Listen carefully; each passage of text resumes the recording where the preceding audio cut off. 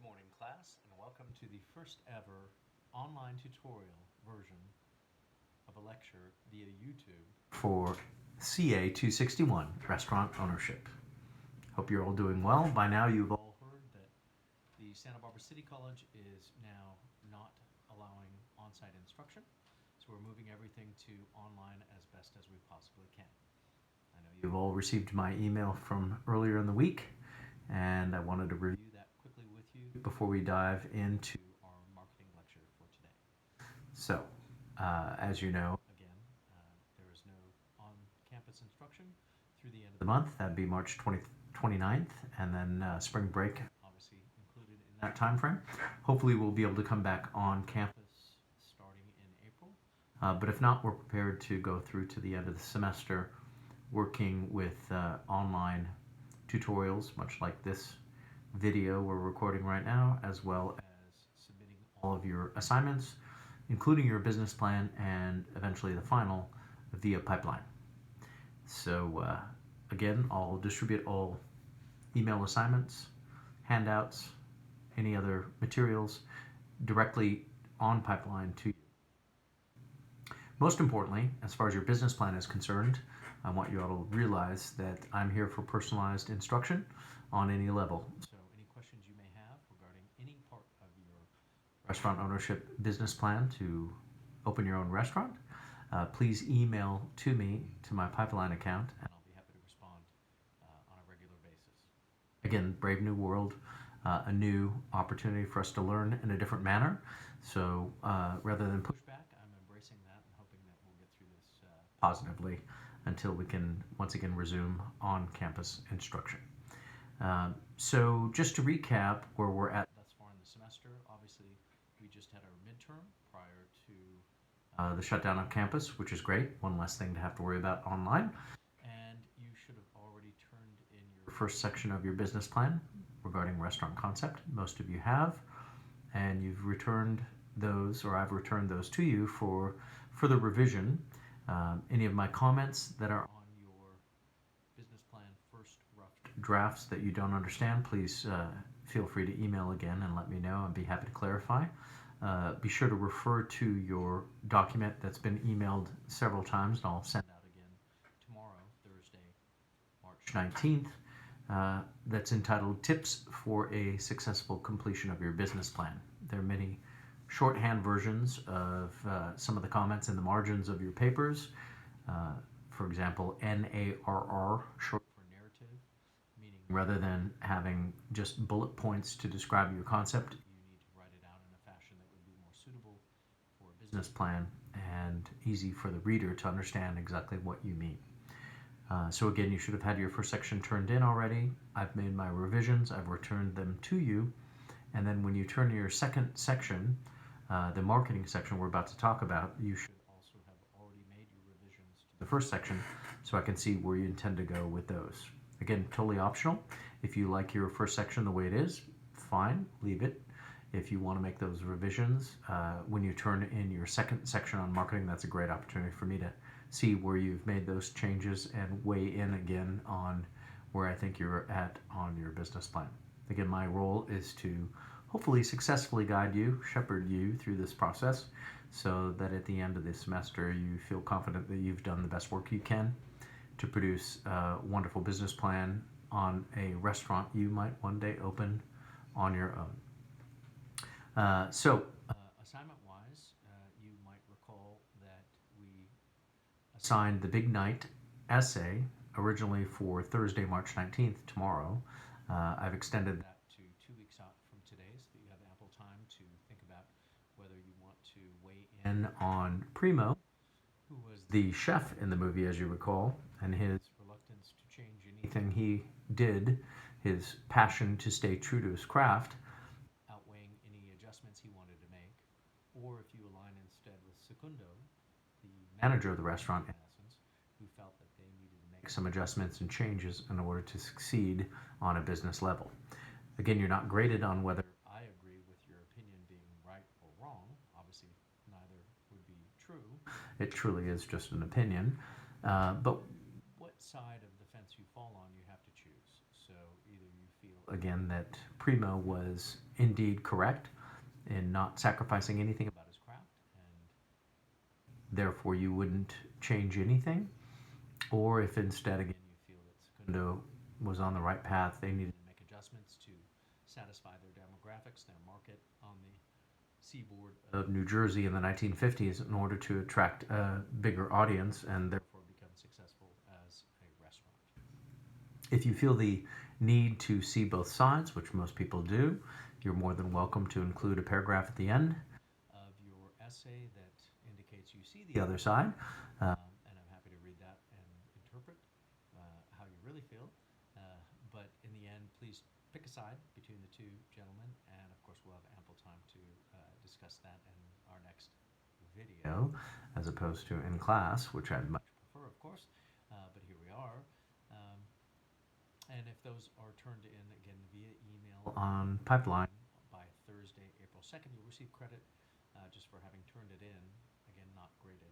So make sure you take care of that. Secondly, the next portion we're working on, the marketing analysis and strategy, the middle portion of your business plan, is due on Thursday, April 9th. So we've got a little extra time to deal with that. I've already emailed out to you the marketing analysis and strategy tips and guidelines that I referenced earlier, as well as a case study of Wine Cask and Intermezzo to show you the diversity of marketing between two different concepts, even though under the same roof. As we spoke earlier in class, Wine Cask is a fine dining, elegant restaurant, and Intermezzo is a very casual bar cafe restaurant, are very different approaches to the marketing paradigm. On the one hand, with Wine Cask, you've got an elevated experience. You've got folks who are questioning whether they need to dress appropriately. Do you have a dress code? Is a common question we often get. Also, the expectation that you'll have a nice bottle of wine from the expensive wine list. You'll have 2, 3, maybe 4 courses. You'll linger. You'll dine for 2 to 3 hours. You'll make a reservation. And you'll show up at the appointed time with the correct number of people that you booked for. And all in all, everyone is on the same page, understanding that that's basically how the fine dining experience works. On the other hand, you've got the Intermezzo Bar Cafe, which, on the contrary, does not take reservations, has no expectations regarding how many people are in your party or what time you show up and how long you stay, how much you order. The guest check average could vary from somebody coming in and having a glass of wine for $9 and sitting at the bar for 10 minutes and leaving, to a party of 15 showing up unexpectedly and ordering expensive bottles of champagne and 3 rounds of shared appetizers for the entire table over the course of an hour or 2. So very different demographic groups, target markets that we would approach for those two different entities, again, even though under the same roof. And as we spoke when we last had class in a classroom setting, that leads to different efforts from paid advertising and free marketing that you'd approach differently. So for the Wine Cask fine dining element, you're going after the well-heeled traveler, the people who are celebrating, etc., and you're determining how best you could reach that market through your efforts. For us locally, that would have been through Edible Santa Barbara, a local published magazine, for example, that features a lot of high-end retail advertisers in its magazine, but also is really focused on farmers market and people who care deeply about their connection to food and the local community, and in essence would appreciate and enjoy an experience at Wine Cask, and therefore that seemed to be an appropriate expense for our scarce marketing dollars, advertising dollars, in order to get those folks into Wine Cask. On the other hand, for Wine Cask or for Intermezzo and the Bar Cafe element, we instead pursue the people who are looking just to pop in for a drink, maybe before a concert at the Lobero Theater or the Santa Barbara Bowl, aren't necessarily interested in a reservation, don't want to pin down, don't want to worry about having to get dressed up, maybe just grab a cocktail after work. And so that demographic is approached differently in the sense that we can market them much more effectively through social media, in that we could post drink specials, farmers market cocktails through our cocktail program on Instagram or Facebook, and hopefully get repeat customers who are coming in on a weekly basis, if not more frequently, especially if they're someone who works locally in the downtown area.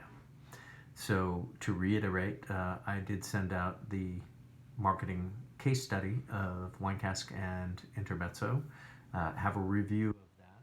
My hope is that you'll look at those different ways of marketing to the two different demographics I've tried to describe and be able to apply some of that to your own plan and figure out for your business how would you best market to them. It's a pretty diverse group, mainly locals, and a lot of visitors when it comes to visiting farmers market as a traveler and then trying to find something that seems really local. That's part of a demographic we call authentic travelers, those who are trying to find their way through a new community, who don't want to go to the chain restaurants or places where they feel they're not going to get an authentic experience. So a big part of our marketing was catering to those folks who feel that by coming to our establishment, they would get a slice or a sip of something very local to Santa Barbara. So have a look at that case study that I've emailed out and see how it might apply to your own restaurant business plan. Again, any questions you have about any of those different segments, feel free to email to me. I feel like over the next few weeks, because we're not able to meet in class, that we'll instead be spending a lot of time emailing back and forth so I can help you individually with your own restaurant business plan and get you to the end of the semester with a successful completion of that. I've also indicated in the syllabus, which I revised and sent out earlier this week, indicating that as we no longer have our day set aside for class presentations of your business plans, we'll instead add 2 weeks additional time to your time frame to turn in your finished business plan. So instead of having to turn them in on April 16th, as previously indicated on the syllabus, it's now been revised so that instead you'll turn them in on Thursday, April 30th, which gives me a week to review them and return them to you on our final exam day, which is Thursday, May 7th. You may have questions about that. Feel free to reach out again via email and let me know if anything isn't clear or you need more information. Happy to answer any of that. A final note I sent out in the last email indicated that there are some Chromebook laptops for those of you that do not have a PC or Mac to work from. You are, of course, welcome to use a smartphone or any other digital device you have, but if you'd like to pick up a Chromebook laptop, the school does have a certain amount of them available. You'd reach out to Arturo Rodriguez. His email is in that email. But again, just for clarity, that's amrodriguez19 at pipeline.sbcc.edu, especially to see if they have any left still to loan out. I know they had a limited number, but hopefully if you need one, you could still get one. So that's it from the last email I sent out to you. And now we'll get into the marketing section on its own. I did touch on a bit of the Wine Cask Intermezzo case study, so again, review that. But if you recall from your checklist, the cover sheet we have for your business plan, there are essentially 4 distinct sections that you need to complete in order to fulfill the requirements of that second section of your business plan. The first one, called Target Market. The second is your competitive analysis. The third is a pricing strategy discussion. And then lastly, your actual marketing plan that you will add into your business plan in order to show any prospective investor or banker that you were serious about marketing your restaurant. The one caveat always I offer, you've heard me say it several times before, is word of mouth is not a marketing plan. That's something you hope to gain if you become very successful and everyone is talking about you, and that's where you get the bulk of your future guests, then that's fabulous. You've achieved success. But from day one, that's not a realistic strategy. Instead, you need to promote yourself so that people know you exist, know where you are, know what you have to offer, understand your program, and come in and support you, hopefully, from the beginning. So back to target market, the first section. Essentially, you're going to identify the desired clientele, explain the demographics of that clientele, and why you think that they're ripe for X, exploitation or promotion to attend your restaurant. So essentially, you're indicating in detail who you think that clientele will be. Are they families, students, tourists, locals? Are they older folk, younger folk? Are they affluent, have a ton of money to blow? Or are they very budget conscious? Those are the different groups, and there are many others who essentially will populate a restaurant on any given night. It's very rare for a concept to say that they can say, we appeal to everyone across broad segments. Anyone will eat our food of every demographic group. There are a few that might fit that category, but it's unusual again. So instead, what you're looking to find is who would be best suited to enjoy your product, your cuisine, your environment, your drink program. And so essentially you're looking to determine which of those individual groups would be best suited for you to direct your marketing efforts towards in order to attract the maximum amount of clientele. Obviously, you want to be busy. So, for example, if you choose a Mexican restaurant, many people might say, well, there are many Mexican restaurants in Santa Barbara. Why would you do that? You could argue, well, there are lots of Mexican restaurants in Santa Barbara because people like to eat Mexican food. They do so on a daily basis. So if you're looking at 100% of the diners on any given day, there's a good chance you could argue that a vast majority of them would consider dining Mexican on any given day.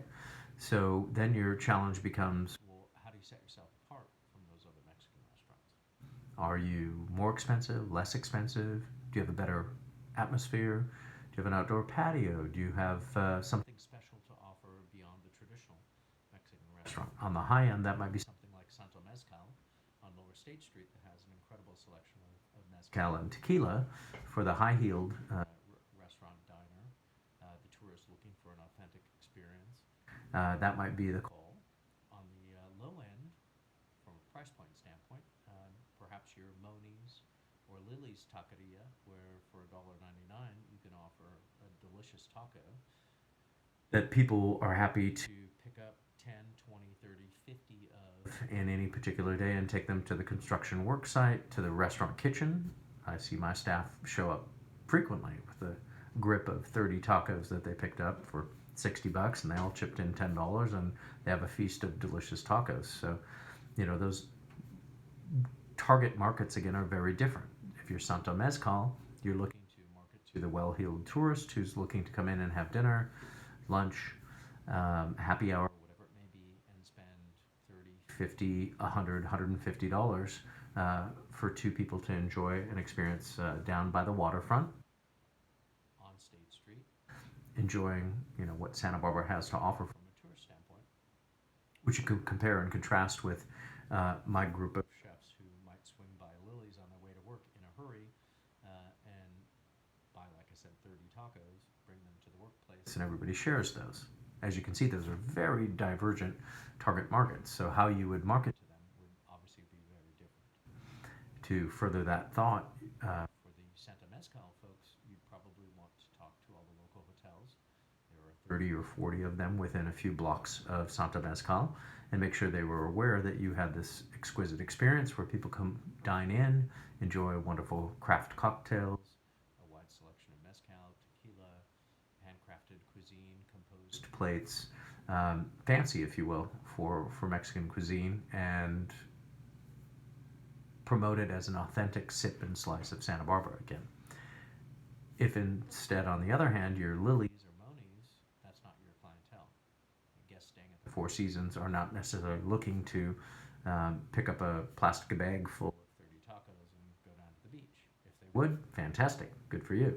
But primarily, you'd be instead marketing Santa Mezcal to them. For the chef group, you might rely more on social media, try to get email addresses, get people to sign up for your newsletter, have your Instagram account boosting with pictures of industry veterans who pick up, like I said, 60 tacos and take them back to work. And that would spread like wildfire then, hopefully free again, good marketing, not paid advertising. And hopefully if they're that delicious and that reasonably priced, you could get a large clientele of just industry people or those who are looking for an inexpensive meal with quality or value, I should say. So determining what those target markets are is tough from the get-go because obviously you're not open yet. You're about to open a restaurant, and trying to determine who would best come to your restaurant is gambling on who might do that. Um, but ultimately, you want to put together a plan that suggests you understand your price point, your value, your location, who you typically appeal to, so that you can justify why you would be spending time, effort, money on marketing or advertising dollars spent on these different target markets. Again, any clarification on any of that, please email back. I'm looking forward to seeing your rough drafts of that section. And I'll give lots of input and advice on how to go forward, even if you just provide me with a few bullet points of what you're thinking about who really would be attracted to the product you're offering. The next section, competitive analysis. This is simple in concept, but some people struggle with identifying who these three that I'm asking for you to determine who's these three competitors might be. They can be competitors on a variety of different levels. The most common one that people would associate with your competitors would be similar cuisine. So if you're opening a Mexican restaurant on the lower part of State Street, then it would be quite common for you to select three other Mexican restaurants that you feel you're competing with and indeed trying to steal market share from. One of the common misperceptions of opening a new restaurant is that people have been dying for your product and they don't have anywhere else to go, and they've been sitting at home starving to death, not going out ever until you magically show up and have the best Mexican food ever. Obviously, that's not the case. So ultimately, what you're doing is saying, I have Mexican cuisine, but mine's different, slightly maybe, from others, but more importantly, better. And here's why. And so when you're looking at your competitive set, that's one way to go about it. Say these are the three Mexican restaurants closest to me or in Santa Barbara, for example, that I'm going to be competing with. And this is how individually I can compete against each of these three and win. Obviously, the idea is to compete and win.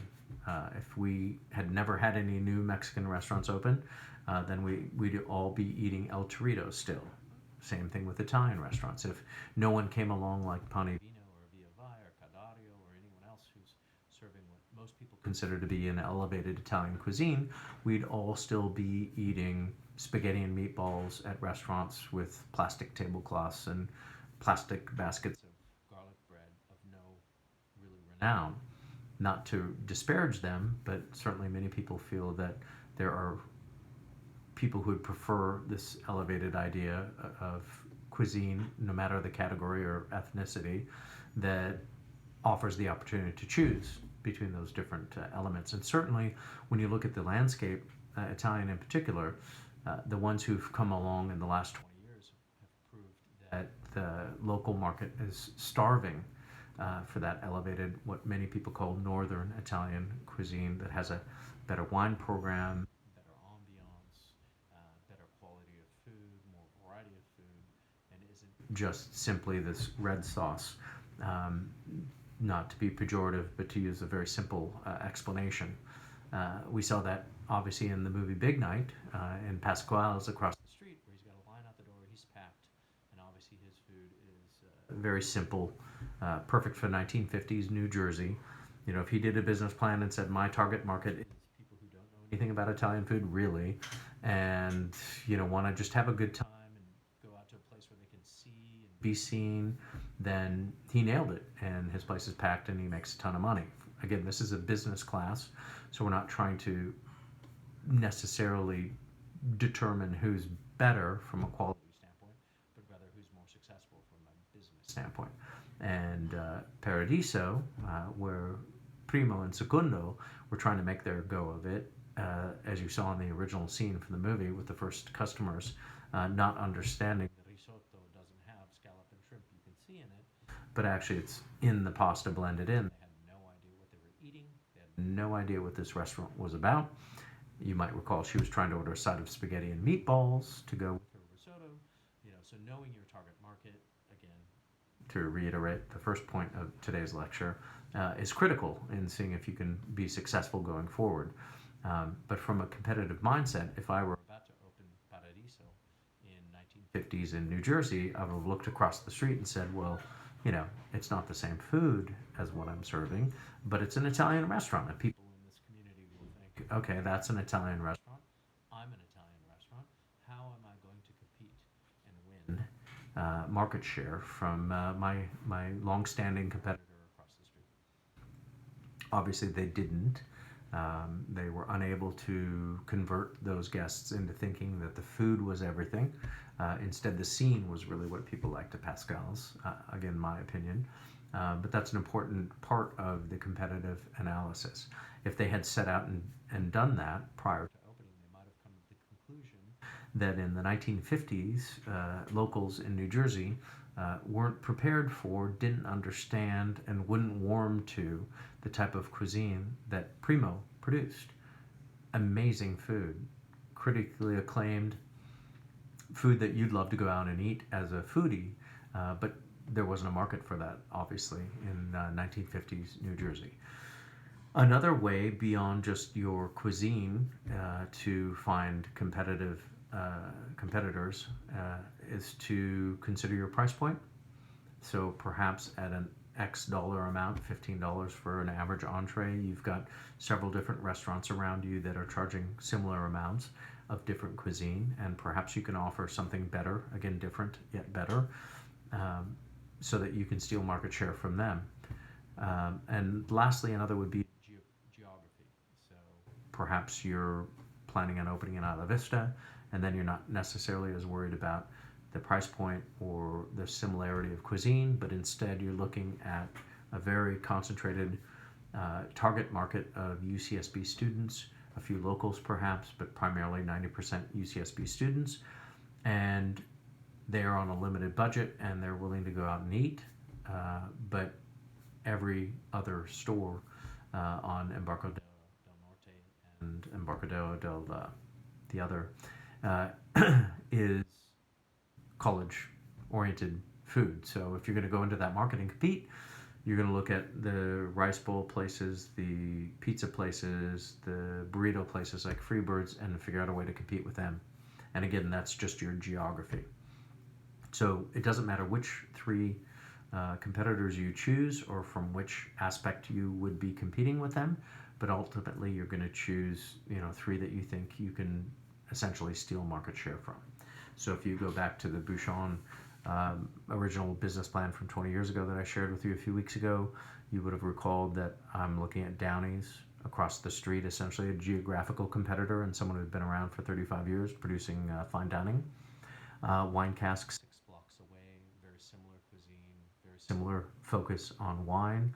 And the third, I don't recall at the moment what it was, but essentially similar cuisine, similar wine program. And then trying to determine how you would compete with them and win. And in my instance, I'm looking at a fine dining restaurant like Downey's and saying, maybe they've run their course, the food is phenomenal, but they don't have a great wine program. People are critical of the ambiance being a little too quiet, a little too suited for elderly folk. So instead, I'm looking to provide something more exciting and more lively, try to attract a younger crowd, but still produce great food and still have a great wine program that I think people coming to Santa Barbara are very excited about because we're more or less a new wine country. So essentially, you're going to pick three different competitors, again, based on geography, price point, cuisine, or whatever you may think. Doesn't matter which. You're just looking to determine who you think you could attract clientele from, because again, they're not sitting at home starving, didn't go out ever until you came along, but rather they're making a choice on any given day to say, well, I'm going to try this new restaurant and see what they're about instead of the place I would normally go. So that's competitive analysis. Again, let me know if you have any questions about that. If you're unsure about your concept and how it might compete with others, feel free to ask for my input on that. I'm happy to provide that. And then the next section, third of the four, is a pricing strategy. We've talked a great deal about whether or not you work with the traditional chef model, which is I'm going to write a menu, I'm going to pick the ingredients I want, create the dishes I want, and then I'm going to source those products them from whatever quality standard that may come from. And then I'm going to determine what it costs to put that plate together and then mark that up to meet my food cost requirements. So, for example, if you decided to put a chicken dish on the menu and it had grilled broccolini and a puree of chestnut and watercress and thyme jus, and you put it all together and it was $8 in cost to you for the chicken, the vegetable, the sauce, and you decided you wanted to mark up your costs to a 33% food cost level, then you charge $30 for that dish. Or if it was $8, $24 for that dish. And that would help you achieve your 33% food cost. So that's a cost-based menu approach. Again, chef creates the plate, you figure out what it costs, you mark it up accordingly so you can meet your food cost goals, and that's that. The alternative is to say you're going to price your menu according to your competitors. So back to the Mexican restaurant comparison earlier, if you're Moni's or Lily's and you're looking at the bulk taco market, they have great reputations and serve very quality value priced tacos for $2 a taco. Or you're going to look at Santa Mezcal, where you can get a taco, and it probably is $12. We're familiar with the Corazon family, the project on Lower State Street or in the Santa Barbara Public Market. Many of those tacos are $7, $8, $9 each. You know, you've got your range set now. Are you going to be on the low end? You're going to be in the middle? You're going to be high end? You get to choose. And you, again, might be basing that on what your product cost is. But in the competitive set, you're looking at saying, okay, I want to be priced so I can compete with the low end and hopefully steal some market share from Moni's or from Super Rica or any of the other, you know, $2, $3 taco places, or I'm going to try and compete with the real high-end Santa Mezcal and charge $12, $13, or I'm going to compete with the Project and Corazon and charge $7, $8. Ultimately, you're making your choice based on what you think your target market will pay for your product. So maybe you come in and say, I'm going to be as good as Corazon, but I want to be a little bit cheaper and try to steal his market share based on price. Or maybe you're going to say, I'm going to compete with Moni's and Super Rica, but instead of $1.99 tacos, I'm going to have $2.99 tacos. But they're going to be so much better that people will be willing to pay $1 more. They won't even blink an eye, and they'll still pick up 30 tacos and take them back to the restaurant as a crew and eat them prior to service.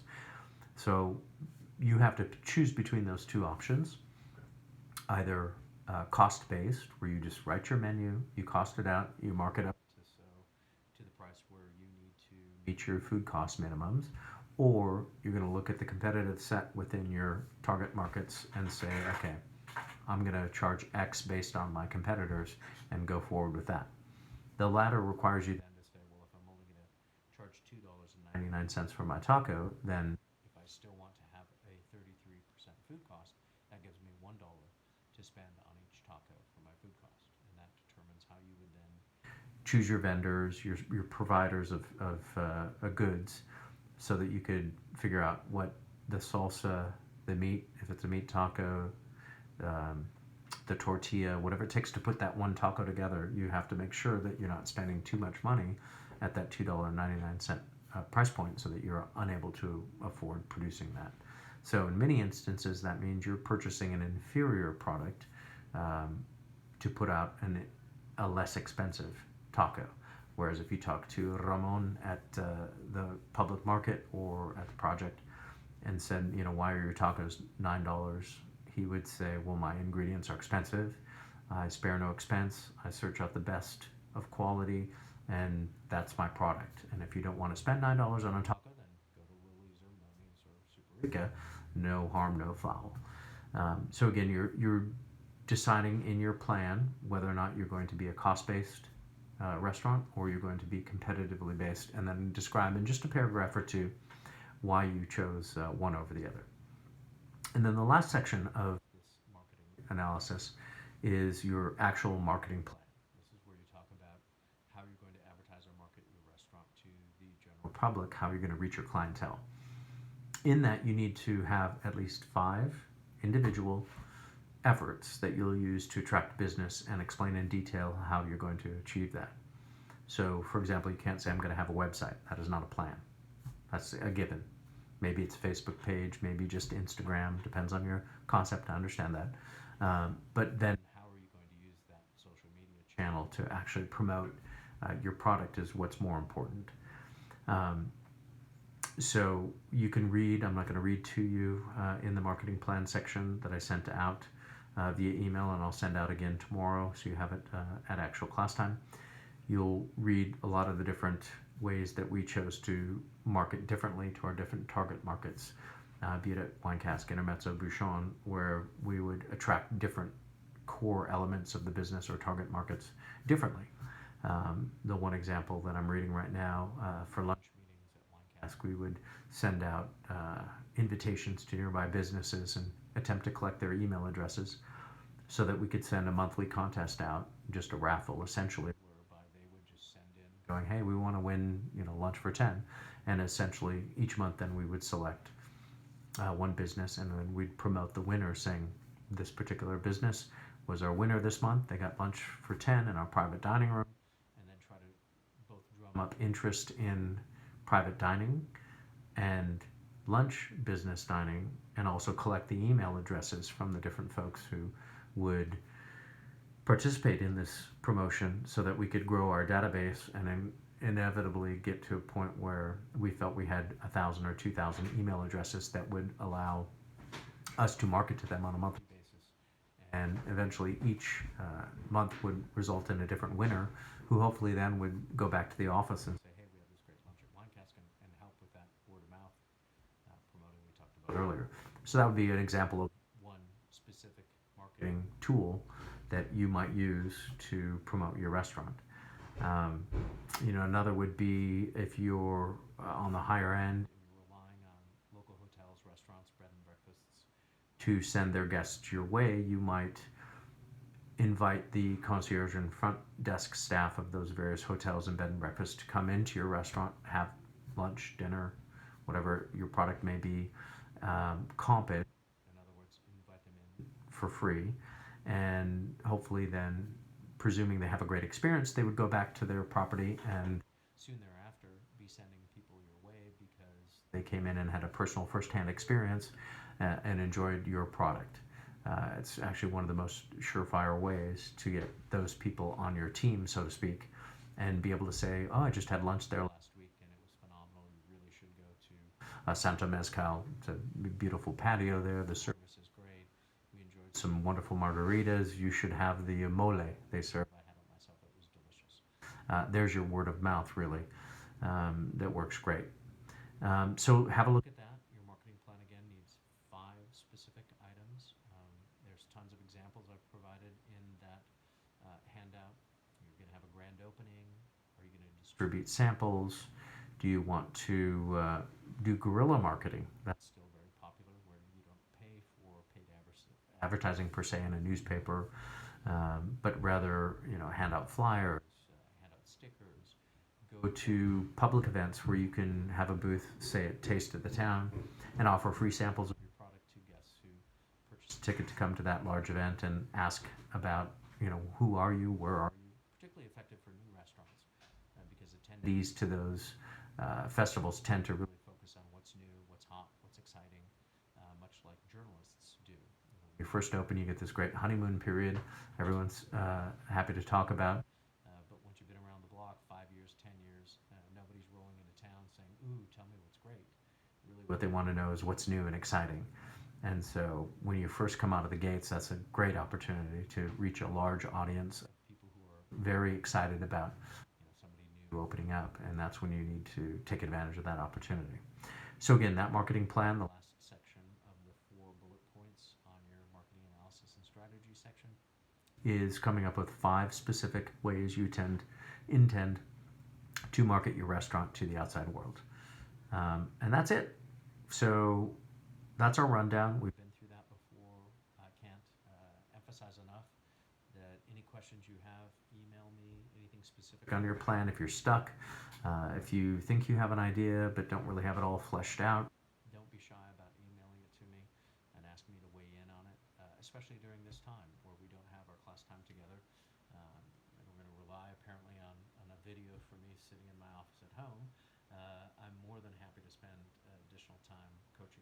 each up individually so that we can cross this finish line together. I'm devoted to your success, each and all of you, so that you finish this semester, challenging as this is, on a high note.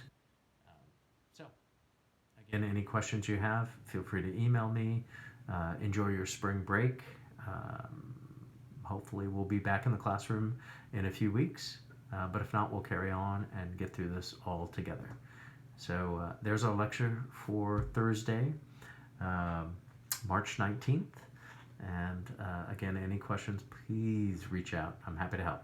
Best of luck to everybody. Thanks very much.